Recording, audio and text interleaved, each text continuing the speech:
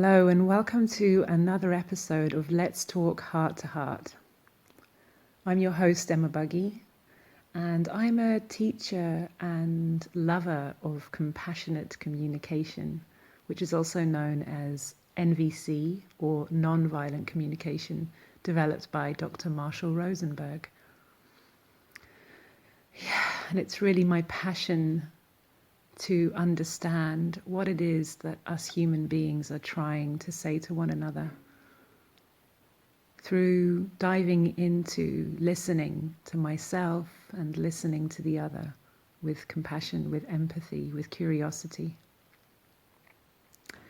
If you'd like to find out more about the kinds of work that I do, for example, workshops that I offer online, or for the chance to have a one-to-one session with me where I listen to you empathically and hear you from a place of presence and understanding, then you can have a look at my website, www.empathart.com, for more information. So, for today's podcast, which is the first in, I think, 2 months, I took a break from podcasting. As you might know if you've listened to some of my previous podcasts, this year 2020, as it has been for so many people, has really been a year of absolute intensity for me. And I've been experiencing many emotional waves, going through many processes and being with a lot of grief and a lot of loss in my life, multiple losses. And I've come right now to this place where I'm still sitting with those multiple griefs and at the same time finding ways to really enjoy the beauty that the grief has to give me and to show me. It's, like when I think of grief, actually, I also think of love, because I see them as the two sides of the same coin. It's like grief is there when I love something so much that it's painful for me. I feel pain when I lose that thing that I love. And so sitting with grief, I'm also sitting with the immensity of love that I feel for that person or that relationship that I've lost. So this is a little bit of background about where I've been and the journey of, exploding with love from grief that I've been feeling over the last months. But really today, I wanted to speak to you about and share with you the beauty that really, really has come from diving into nonviolent communication in the last 5 years, and how I really see the embodiment of that in my life as I'm experiencing how healing the dialogues can be when this consciousness of compassion, transforming judgment into seeing the human in front of me, really having the embodied awareness and understanding that I haven't done anything wrong, you haven't done anything wrong, that we're just two humans trying the best that we can in any given moment to meet our needs, and sometimes we make tragic choices. So with this embodiment, I've been encountering some very difficult experiences or situations in my life with people that I love. And actually I will say with my ex-husband.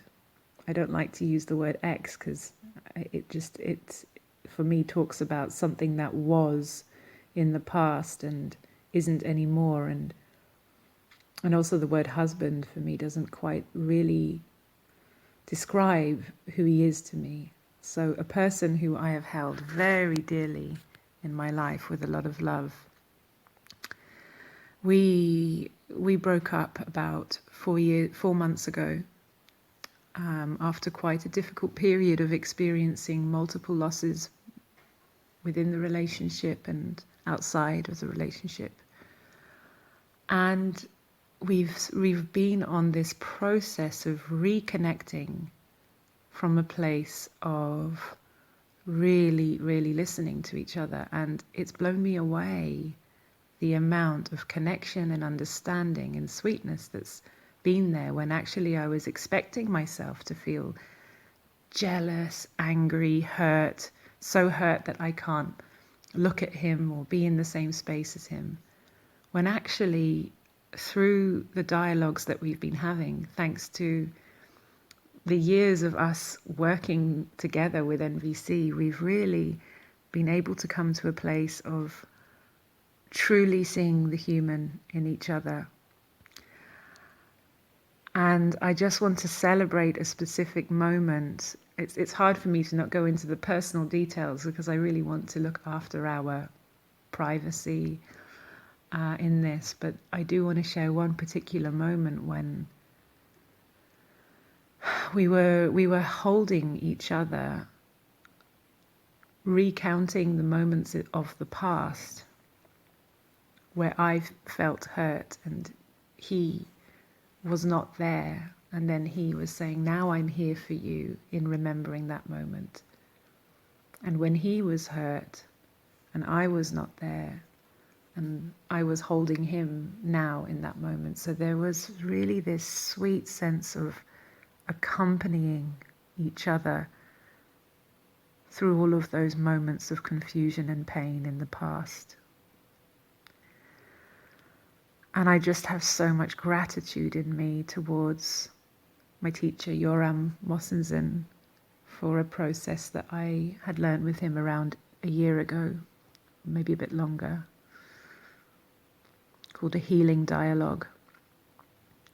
And also for Marshall Rosenberg in inventing, creating, developing this way of life that is nonviolent communication, because really what I experience from the dialogues that I have had and I'm continuing to have with him is that my heart is opening up even more towards myself and towards my ex-husband through these dialogues that are really bringing us closer together, really helping us to understand one another. And it's not about getting back together, because we realize that we have very different interests in this moment of our lives, but it's really to move beyond the hurt and the pain and the anger, and it's bringing us closer.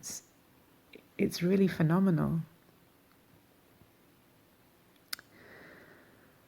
So yeah, I'm so in gratitude in this moment. And I would love to maybe give an example of what that could look like. A healing dialogue.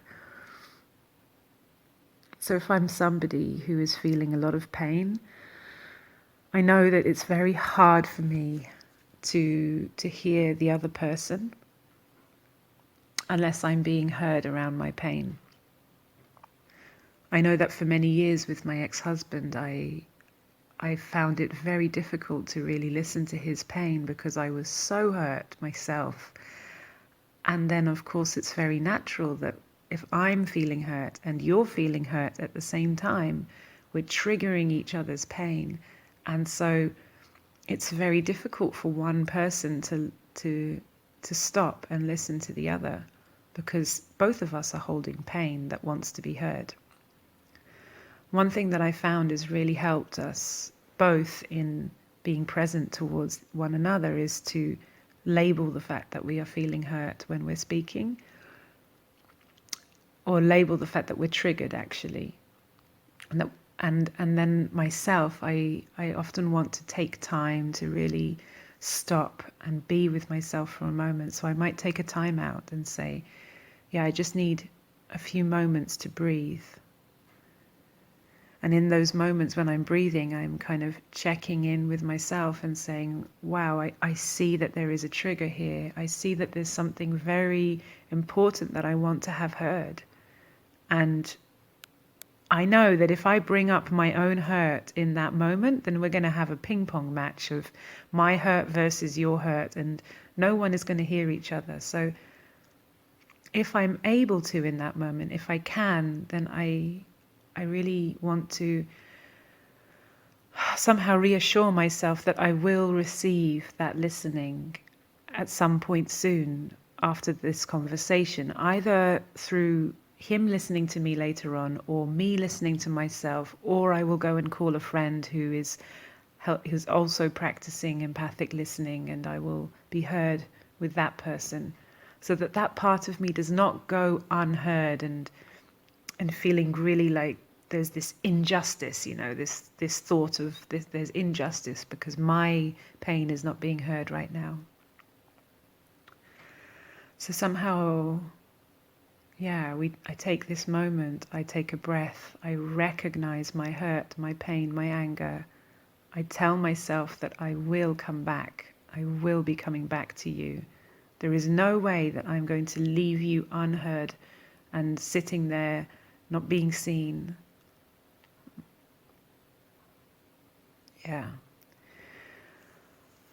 And then if I'm ready, I can come back into the listening from a place of more relaxation and presence, which is when I'm actually able to listen to my partner's hurt, even if he is saying things in a language that would normally be quite difficult to hear, that would be spiky or that is full of judgment and blame. If I know that if I have this knowing inside of me that I will be heard later, then somehow I can trust that underneath his words, he's trying to tell me something very beautiful. And his words are not the truth about me.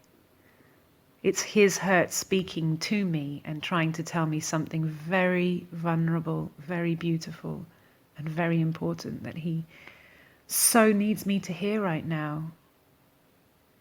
What a vulnerable position he is in to be sharing his hurt with me. And so then I'm more likely to be able to sit and listen.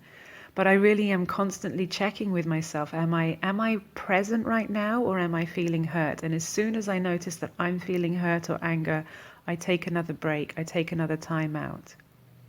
This has been something that I find really important for the connection, because if I don't take a time out, then I will come back from a place of anger and frustration, and then we have the ping pong match again. And sometimes, the time out needs to be longer than a few breaths or a few minutes. Sometimes I actually need to say, I can't stay in this conversation right now. I notice that if I stay, I will say things that will not contribute to connection for either of us. And so I really need to take some time to go and be with myself, or to call a friend and tell my friend all of those things that I think about you right now. A friend who I trust will hear me from a place of compassion rather than judging that person who I'm talking about. That's very important for me. Yeah, so I might need to go and take a longer break, and I take that break in order to look after the relationship. And I want to tell my partner, I tell him, I'm coming back, I'm not leaving you, I'm coming back, I'm leaving in order to look after our connection, so that when I come back, I can listen again. So this is something that's been underlying our ability to have these difficult conversations and hear each other, is really making sure that we are both noticing when we are in hurt, when we're listening to the other and we have a reaction of hurt, taking time to promise ourselves that we will look after that part and make sure it's being heard by the other person or by someone else or by ourselves. And really taking time to slow down and have breaks if we need to. So I just wanted to share that as a little something that's been helpful for me.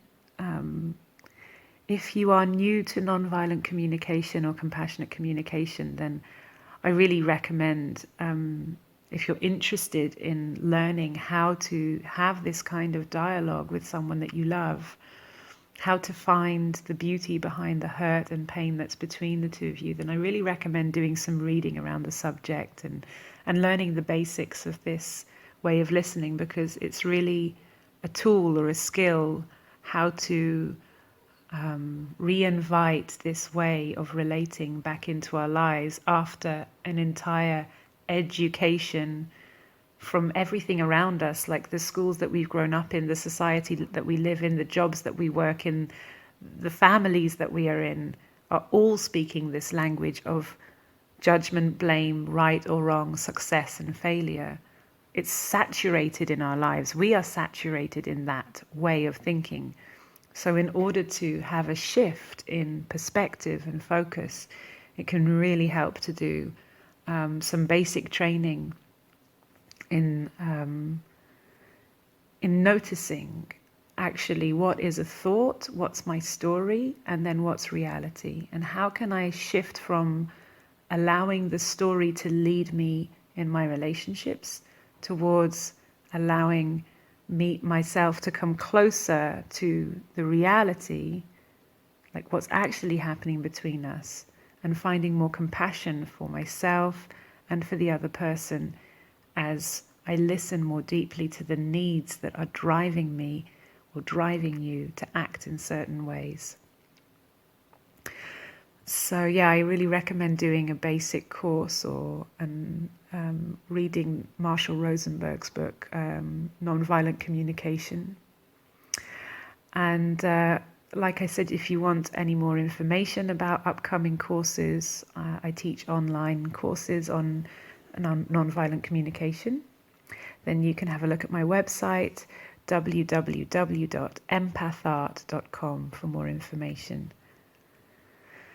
Thank you so much for joining me today in my sharing around the celebrations I have around healing the hurt between myself and my ex-husband, my dear friend. And I look forward to sharing with you again sometime soon. Thank you for listening.